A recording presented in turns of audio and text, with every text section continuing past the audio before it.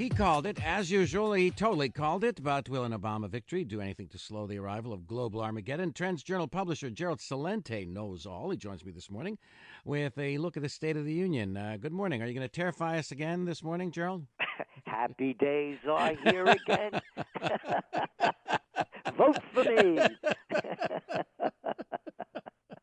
That's very good. Now, I want to mention something to you. Yesterday, I was speaking to Mark Stein about the election, and he was saying, talking about the American economy, and he said the level of debt that the U.S. has, the trillions of dollars. He says it's getting towards Greece, that eventually the United States will be like Greece and then like Zimbabwe. And he compared your economy to those Nigerian emails. He said the government emails the Fed, and the Fed sends billions of dollars back. Is he off the mark, or is he close? He's close. I mean, America's in decline. You know, look what's going on with this, with the weather problems here. And, you know, New York's infrastructure. I mean, I'm born in the Bronx. You know, I'm a New Yorker all my life. And, you know, you take the subway, you know, it's a day in Calcutta.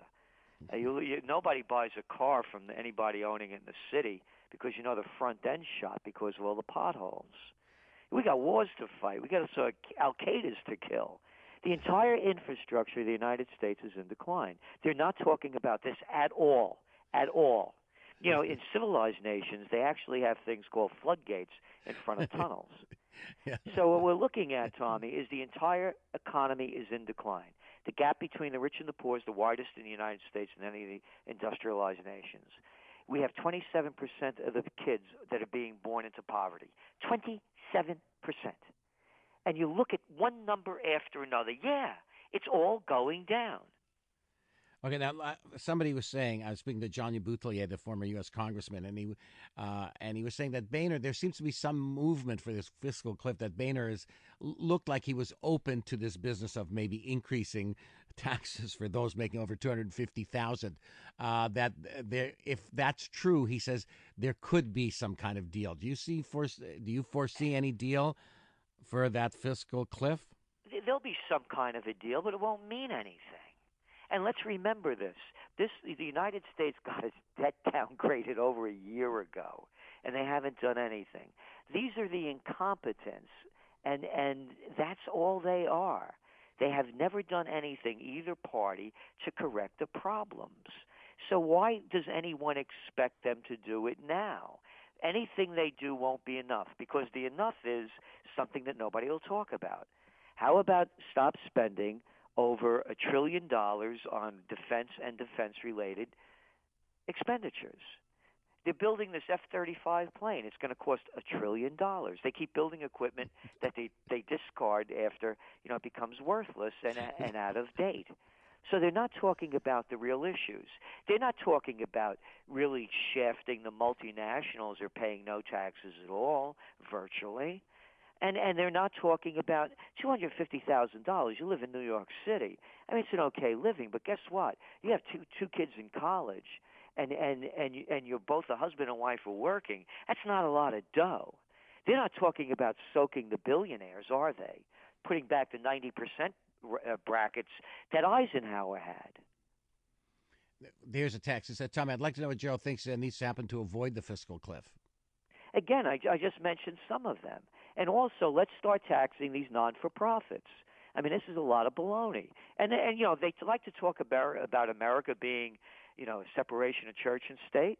Let the churches pay taxes. I mean, how many fly-by-night religions are out there? How many religions are out there? And you may think they're fly-by-night, whether you like them or not. If everybody gets their services, so why should I pay taxes as the publisher of the TrendsJournal and the Pew Research Institute not? I'll tell you why. Because I'm not a member of the White Shoe Boys Club or connected with the political mafia. A White Shoe Mafia. Love it. That's one of the texts we just received.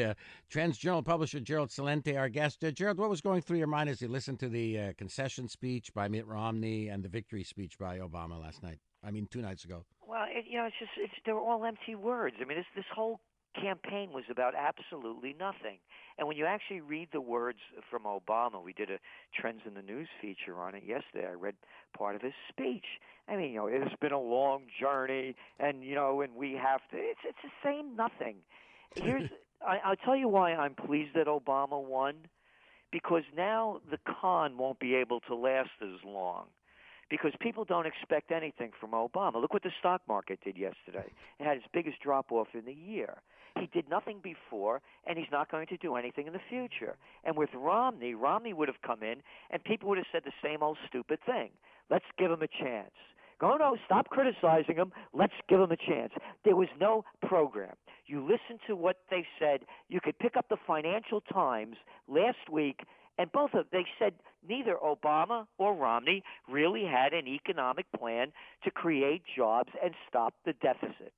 So it's a political it's the reality show. That's all it was. It was a made-for-TV spectacle that cost over $2 billion to hear. Every time you listen to a debate, they would repeat the question, and then they would go into the campaign mode. Here's another tax. It's a lot of laughs. Tax the poor religions instead of the multi-billion-dollar corporations? It taxed what, the poor religions? Yes. What? Instead of the multi-billion-dollar corporations. Oh, no, I said both. Oh, yes, yeah. It's not one or the other. Oh, no. And there's a lot of baloney, I mean, to me, I'm only speaking for myself. Let everybody pay their share. But again, Tommy, it's so much bigger than this. It's all of the so-called trade, free trade. It's not free trade. It's the dismantling of laws that prevented the banks from robbing the people. I just got back from Munich in Ireland. Just got back from Ireland yesterday, and I was in Ireland a year and a half ago. The difference between a year and a half ago and now astounded me. Everywhere I went, to let and for sale, and I'm talking about in the most populous parts of downtown. And here's the deal: there was absolutely no reason at all. It's not in any charter, not in any constitution, not anywhere, to put the responsibility of the bad bets that the banks made on the shoulders of the people. Nothing. Not in the United States, not anywhere. The Goldman Sachs gang, the Merrill Lynch mob, the J.P. Morgan Chase criminals, the Deutsche Bank bandits, they all made bad bets. Everybody knew the risk. And we had to pick up the tab. And we're paying it off. Listen to the Tommy Schnurmacher Show live weekdays 9 to noon on CJAD 800 and CJAD.com. D.com. D.com. D.com.